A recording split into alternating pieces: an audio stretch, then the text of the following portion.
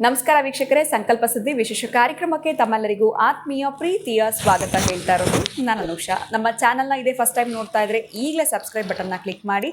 ಇನ್ನು ಕಾರ್ಯಕ್ರಮದಲ್ಲಿ ನಮ್ಮ ಜೊತೆಯಲ್ಲಿದ್ದಾರೆ ಸ್ಪಿರಿಚುವಲ್ ಗುರು ಡಾಕ್ಟರ್ ವಿಷ್ಣು ದತ್ತ ಗುರುಜಿಯವರು. ಗುರುಗಳನ್ನ ಕಾರ್ಯಕ್ರಮಕ್ಕೆ ಬರ್ಮಾಡ್ಕೊಳ್ಳೋಣ. ನಮಸ್ತೆ ಗುರುಗಳೇ, ಕಾರ್ಯಕ್ರಮಕ್ಕೆ ಭಕ್ತಿಯ ಸ್ವಾಗತ. ಗುರುಗಳೇ, ಇದು ನಾವು ಬೇರೆಯವ್ರಿಗೆ ಕೆಲವು ಸರಿ ಕಂಪೇರ್ ಮಾಡ್ಕೊಳ್ಳುವಾಗ ಅಥವಾ ಬೇರೆಯವ್ರು ಹೇಳುವ ಸಮಯದಲ್ಲಿ ಈ ಮಾತನ್ನ ಕೇಳಿರ್ತೀವಿ, ಹೊಟ್ಟೆಗೆ ಇಟ್ಟಿಲ್ದಿದ್ರು ಜುಟ್ಟಿಗೆ ಮಲ್ಗೆ ಹೂವು ಅಂತ. ಅವ್ರು ಮಾಡುವಂಥ ಒಂದು ಶೋ ಆಗಿರ್ಬೋದು, ಆ ಒಂದು ಫ್ಯಾಷನ್ ತೋರಿಸ್ಕೊಳ್ಳುವಂಥದ್ದು, ಈ ಥರದ್ದು ನೋಡಿದಾಗ ಎಲ್ಲೋ ಒಂದು ಕಡೆ ಬಡತನದಲ್ಲಿರ್ತಾರೆ, ಅವರು ಒಂದು ರೀತಿ ಶೋ ಮಾಡಿದಾಗ ಈ ಪದವನ್ನು ಜಾಸ್ತಿ ಯೂಸ್ ಮಾಡ್ತೀವಿ. ಅಥವಾ ಸಾಲ ಮಾಡಿ ಅವ್ರೇನಾದರೂ ಈ ಥರದ್ದು ಶೋ ಆಫ್ಗಳು ಮಾಡ್ತಾ ಇದ್ದಾಗ ಇದನ್ನು ಯೂಸ್ ಮಾಡ್ತೀವಿ. ಇದರ ಒಂದು ಅರ್ಥ ಏನಿರಬಹುದು ಗುರುಗಳೇ? ಇದು ಯಾಕೆ ನಾವು ಬಳಕೆ ಮಾಡ್ತೀವಿ? ಇದರ ಒಳ ಅರ್ಥ ಇವತ್ತಿನ ಕಾರ್ಯಕ್ರಮದಲ್ಲಿ ತಿಳಿಸ್ತೀವಿ. ಓಂ ವಿಶ್ವಸ್ಮೈ ನಮಃ. ಅಪ್ರೀತಿಯ ಬಂಧುಗಳೇ, ಏನದು ಹೊಟ್ಟೆಗೆ ಹಿಟ್ಟಿಲ್ದಿದ್ರು ಜುಟ್ಟಿಗೆ ಮಲ್ಗೆ ಹೂವು. ಸೊ ಅಲ್ಲಿ ಊಟ ಮಾಡೋದಕ್ಕೆ ಹಣಕಾಸಿನ ತೊಂದರೆ ಇದ್ದಾಗ ನೀವು ಹೊಟ್ಟೆಗೆ ಹಿಟ್ಟು ಅಂತ ಒಂದು ಪದ ನಾನು ಕೇಳಿಸ್ಕೊಂಡ್ಬಿಟ್ರೆ ಗೊತ್ತಿಲ್ಲ, ನನಗೇನೇನೋ ಜ್ಞಾಪಕ ಬಂದ್ಬಿಡುತ್ತೆ. ಈ ಸೌಂದರ್ಯ ಸತ್ತೋದಲ್ಲ ನಟಿ, ಅವರ ಸಿಸ್ಟರ್ ಅಂದರೆ ಅವರ ಚಿಕ್ಕಪ್ಪನ ಮಗಳು, ನನ್ನ ಕ್ಲಾಸ್ಮೇಟ್. ಆ ಮಗು ಇದನ್ನು ಹಾಡ್ತಿದ್ಲು. ಹೊಟ್ಟೆಗೆ ಹಿಟ್ಟು ಅನ್ನೋದ್ರೆ ಹೊಟ್ಟೆಗಾಗಿ, ಗೇಣು ಬಟ್ಟೆಗಾಗಿ, ತುತು ಹಿಟ್ಟಿಗಾಗಿ ಅಂತ. ಈ ಹೊಟ್ಟೆಗೆ ಹಿಟ್ಟು ಅಂದಾಗ ನನಗೆ ಆ ಮಗು ನೆನಪು ಬರ್ತದೆ. ಈ ಪದ ನೀವು ಹೇಳಿದ್ದಕ್ಕೆ ಪೂರಕವಾಗಿರೋದು ಹೇಗೆ ಅಂತಂದರೆ, ಬಹುಶಃ ಈ ಸಮಾಜ ಆಗಿದೆ, ಈ ಸಮಾಜ ಹಾಗೆ ತಲುಪಿಬಿಟ್ಟಿದೆ. ಅವ್ರ ಮುಂದೆ ಅವರು ಹಾಗೆ ತೋರಿಸ್ಕೊಂಡ್ರೆ ಬೆಲೆ ಕೊಡೋದು. ಆಮೇಲೆ ಏನೇನೋ ಆಭರಣ ಹಾಕೊಂಡ್ಬಿಟ್ಟಿರ್ತಾರೆ ತುಂಬ, ಅಲ್ವಾ? ಸರಳವಾಗಿರೋದಿಲ್ಲ. ಸರಳವಾಗಿದ್ದು ಏನು ಅನ್ಕೊತಾರೋ, ನಮಗೇನು ಇಲ್ಲ ಅನ್ಕೊತಾರೆ ಅನ್ನೋದು ಅರ್ಥ ಕೊಡುತ್ತೆ. ಹೊಟ್ಟೆಗೆ ಹಿಟ್ಟಿಲ್ಲ ಅಂದ್ರೆ ಜುಟ್ಟಿಗೆ ಮಲ್ಲಿಗೆ ಹೂವು. ನೀವು ಹೇಳಿದ್ದು ಯಾಕೆ ಬೇಕು ಅವ್ರಿಗೆ ಆ ಪರಿಸ್ಥಿತಿ ಅಂತ ನಾವು ಅನ್ಕೊಳ್ತಾ ಇರ್ತೀವಿ ನೋಡಿದಾಗ. ಅಲ್ಲ, ಅವ್ರಿಗೆ ಆ ಪರಿಸ್ಥಿತಿ ಬರುತ್ತೆ ಅಂತ ಗೊತ್ತಿರಲ್ಲ. ಅದನ್ನು ಹಾಗೆ ತೋರ್ಪಡಿಕೆ ಮಾಡ್ಕೊಂಡು ನೀವು ಹೇಳಿದ ಶೋ ಅಪ್ ಕೊಟ್ಕೊಂಡು ಎಲ್ಲರ ಮುಂದೆ ತೋರಿಸ್ಕೊಂಡು ಎಲ್ಲೋ ಒಂದು ಕಡೆ ತೋರಿಸ್ಕೊಂಡ್ರೆ ನಾವು ಬಹುಶಃ ಈಗ ಇದೀವಿ ಅಂತ ಹೇಳ್ಕೊಂಡ್ರೆ ಜನ ನಮ್ಮನ್ನು ಎಲ್ಲ ಕಡೆ ಕರೀತಾರೆ ಅನ್ನೋದು ಒಂದು ಇಂಪಾರ್ಟೆನ್ಸ್ ಕೊಡ್ತಾರೆ. ಎಲ್ಲರೂ ಹಾಕ್ಕೊಂಡು ತುಂಬ ತೋರಿಸ್ಕೊಳ್ತಾರೆ. ಇವ್ರ ಹತ್ರ ತುಂಬ ದುಡ್ಡಿದೆ ಅಂತ ಅಂದ್ಕೊಂಡು ನಮ್ಗೊಂದು ಬಿಸ್ನೆಸ್ ಕೊಡಲಿ ಅಂತ ಇವೆಲ್ಲ ಮಾಡ್ತಿರ್ತಾರೆ. ಬಹುಶಃ ಇದು ಕರೆಕ್ಟ್ ಆದ ಪದವೇ ನೀವು ಕೇಳಿದ್ದು. ಬಹಳ ಜನ ಇದರಲ್ಲಿ ಈ ಪ್ರದರ್ಶನವನ್ನು ಮಾಡಿಕೊಂಡು ಗೆದ್ದವರು ಇದ್ದಾರೆ, ಸೋತವರು ಇದ್ದಾರೆ, ಅಷ್ಟೇ ನೋವು ಉಣ್ತಾ ಇರೋರು ಇದ್ದಾರೆ. ಅದಕ್ಕಾಗಿ ಈ ರೀತಿಯ ಏನಾದರೂ ಒಂದು ಇನ್ನೂ ಕೆಲವ್ರದ್ದು ಕೆಲವು ವಸ್ತುಗಳನ್ನು ಬಳಸುವಂಥದ್ದು, ಇನ್ನು ಕೆಲವೊಂದು ಫಂಕ್ಷನ್ಗಳಿಗೆ ಅವ್ರದ್ದೇ ವಾಹನಗಳನ್ನು ಬಳಸುವಂಥದ್ದು, ಬಹುಶಃ ಯಾವಾಗಲೂ ಅಷ್ಟೇ ಅವ್ರುಗಳು ಅದನ್ನು ಮಾಡಿಕೊಂಡು ನಮಗೆ ಬರುತ್ತೆ ತಗೊಳ್ತೀವಿ, ಮಾಡ್ತೀವಿ, ಅಲ್ಲಿ ತನಕ ಕೊಡಿ, ಈ ಥರದ್ದೇನೋ ಒಂದು ಮಾಡಿ ದರ್ಪವನ್ನು ಮೆರೆಯುವಂಥದ್ದು, ಶೋಪನ್ನು ಮಾಡ್ತಾ ಇರ್ತಕ್ಕಂಥದ್ದನ್ನು ಮಾಡುತ್ತಾನೆ ಬೀದಿಗೆ ಬಂದಿರ್ತಾರೆ.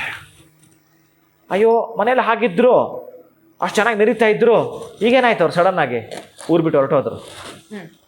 ಈ ತರಹದ್ದೆಲ್ಲ ನಡೆದಿರುತ್ತೆ. ಅದು ಯಾವ ಕಾರಣಕ್ಕೂ ಸಲ್ಲದು. ನನ್ನ ಪ್ರಕಾರ ಹೇಗಿರ್ತಾರೋ ಆಗಿರೋದು ಕರೆಕ್ಟು. ಆ ಜುಟ್ಟಿಗೆ ಮಲ್ಲಿಗೆ ಹೂವು ಏನು ಪ್ರಯೋಜನ ಬರುತ್ತೆ?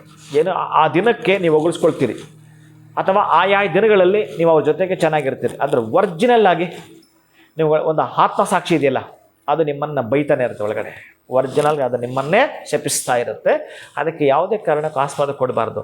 ಅಂದರೆ ಇಂದೋ ನಾಳೆದು ನಮ್ಮದು ಸರಿ ಹೋಗಬಹುದು.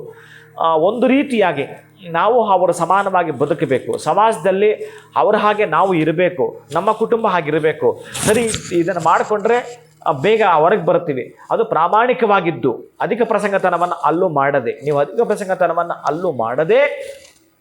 ನೀವು ತೋರ್ಪಡಿಕೆ ಮಾಡೋದೇ ಆದರೆ ಅದು ಸರಳವಾಗಿ ಸಮಂಜಸವಾಗಿ ಮಾಡ್ತೀವಿ ಅನ್ನೋದಾದರೂ ಕೂಡ ನಿಮಗೊಂದು ಲೆಕ್ಕ ಸಿಗುವಂಥದ್ದಿರುತ್ತೆ. ಈ ಲೆಕ್ಕವನ್ನು ಮೀರಿ ಮಾಡಿದಾಗ ಬಹುಶಃ ಕಷ್ಟವಾಗ್ತಕ್ಕಂಥದ್ದು. ಅಂತಹವರು ಏನಾದರೂ ಬಹುಶಃ ಮಾಡಿಬಿಟ್ಟಿದ್ವಿ ಗುರುಗಳೇ, ವಿಧಿ ಇಲ್ಲ, ನಾವು ಇವೆಲ್ಲ ತೋರ್ಪಡಿಕೆ ಮಾಡ್ಕೊಂಡ್ಬಿಟ್ಟಿದ್ದೀವಿ, ಏನೋ ರೋಲ್ಡ್ ಗೋಲ್ಡ್ ಹಾಕ್ಕೊಂಡು ಮೆರೆದ್ಬಿಟ್ಟು ಬರುತ್ತೆ ಅಂತ ನೋಡಿದ್ವಿ, ಇದನ್ನು ತೋರಿಸ್ಕೊಂಡು ಮಾಡಿದ್ರೆ ಬಿಸ್ನೆಸ್ ನಮಗೆ ಕೊಡ್ತಾರೆ ಅಂತ ಮಾಡಿದ್ವಿ, ಬಿದ್ದುಬಿಟ್ಟಿದ್ವಿ ಕೆಳಗಡೆ ಅನ್ನೋರು ಇದನ್ನು ರೆಮಿಡಿಯಾಗಿ ಮಾಡ್ಕೊಳ್ತೀವಿ. ಅಂಥವ್ರು ಕೂಡ ನಾವು ಕೆಳಗಡೆ ಬಿದ್ದಿದ್ದೀವಿ. ಪ್ರಾಮಾಣಿಕ ನಾವು ಎದ್ದೇಳಬೇಕು ಅನ್ನೋದಾದರೆ ಯಾವುದಾದ್ರೂ ಒಂದು ದೇಗುಲ, ಅಥವಾ ಒಂದು ಸಂಘ ಸಂಸ್ಥೆ, ಈ ಸಮುದಾಯ ಭವನ ಕೇಳಿರ್ತೀರಲ್ಲ, ಹೌದು. ಅಂದರೆ 16 ಜನಕ್ಕೆ ಉಪಯೋಗ ಆಗಬೇಕು. ಅಲ್ಲಿ ಇವ್ರಿಗೆ ಏನಾದರೂ ಕುಳಿತುಕೊಳ್ಳಲಿಕ್ಕೆ ಆಸನಗಳನ್ನು ಕೊಡುಗೆಯಾಗಿ ಕೊಡೋದು. ಕಷ್ಟಪಟ್ಟಾದರೂ ಒಂದು 5-10 ಆಸನಗಳು ಕೊಡಲಿ, ಒಂದು ಚಮತ್ಕಾರ ನಡೆದೋಗುತ್ತೆ.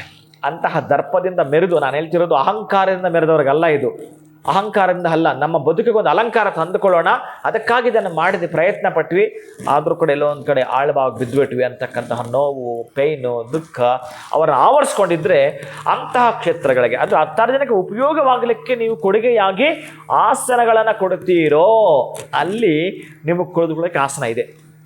ಏನೋ ನಿಮ್ಮ ಬದುಕನ್ನು ಕಟ್ಟಿಕೊಳ್ಳಲಿಕ್ಕೆ ಆಸನ ಇದೆ. ಅಥವಾ ದರ್ಬಾರ್ ಸಿಂಹಾಸನ, ಮಂದಾಸನ, ಈ ದೇವರುಗಳನ್ನ ಹಿಡ್ಲಿಕ್ಕೆ ಒಂದು ಆಸನ ಬರುತ್ತೆ, ಮಂಟಪ ಅಂತ, ಆ ತರಹದ್ದು ಕೊಡ್ತೀವಿ ಅಂತಂದ್ರು ಕೂಡ ಬರೀ ಯಜ್ಞವನ್ನ ಮಾಡಿದ್ರು, ಒಂದು ಎಲ್ಲ ಅನ್ನದಾನ ಮಾಡಿದ್ರು ಇವ್ರು ಎದ್ದೇಳಕ್ಕಾಗಲ್ಲ.